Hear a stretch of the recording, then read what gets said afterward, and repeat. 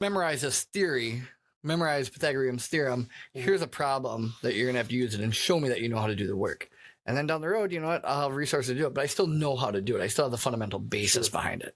Whereas, you know, there's some things that are really subjective, like, you know, tell me any communications degree, or even, I mean, let's be honest, you know, any English theory, right? Like, yeah, no, English is a good one too. Like, because it's very subjective, and like if I give you the question of like, explain to me Romeo and Juliet's relationship and why do you think it would not be effective in the year 2020 versus whenever it was, right? And so you and I and you could have all different views on it. We could all be right, because it's our opinion, and there's no objective answer to it. That's why I was really grateful that I had such an awesome like English teacher when I was going to college, because when he would assign a paper to us, we wrote like 4 papers throughout the year. And he would really stress it to us that, guys, I do not care what it's about. He would have certain rules, like you guys need to use, like, you know, he would have like shit like certain like transition sentences, kind of stuff like that. You know, it would basically need to be like a certain amount of pages, you know, your intro paragraph, your body paragraph, and like he would have these like objective literal rules that you would have to follow.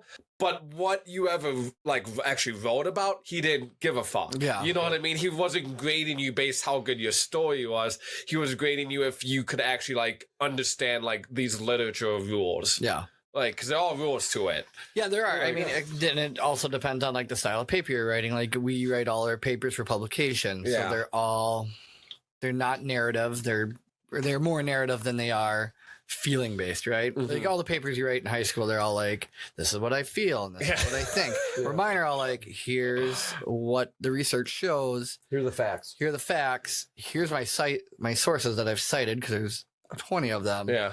And here is the evidence that I'm providing for my conclusion and for my basis on this. Should we read the professor chat? Okay. The inability to dismiss the testers causes people to question how we, all caps, teach people, all caps, instead of simply teaching those ready to learn. It's almost as if public education was designed to prevent people from learning. Child labor law is no accident. All right, so I would completely disagree with Phil on this one, because the public education system is designed to give a foundation of knowledge, and you might be like, well, what am I ever going to use? Why am I ever learning how to sew in my home economics class? Or when am I ever going to use Pythagorean's theorem? Or when am I ever going to use credits and debits that I'm learning in my high school accounting class? It's all building a foundation to figure out what you are good at and what you want to study going forward. And so that's what the public education system does. And they have a curriculum and be like, all right, it's a ton of knowledge, but we're going to let you have this basic foundation of it, and how you want to apply it is kind of up to you. Yeah. You can go to high school and get straight A's. We'll lay the foundation for you. You choose what side you want to build on, though. Yep. Phil says, of course, I would disagree with him. Yep. And so I think the public education system does have failures in it, and there's, teachers that are tenured that just don't really care about students and watching them. It says you're confusing learning with the function of the system. Okay, so the system's not for learning, or is the system flawed? The system is flawed. Well, I keep thinking, like, in my head, going back to like summative and final assessment, is I don't even think you should have any grades until the very end. Right.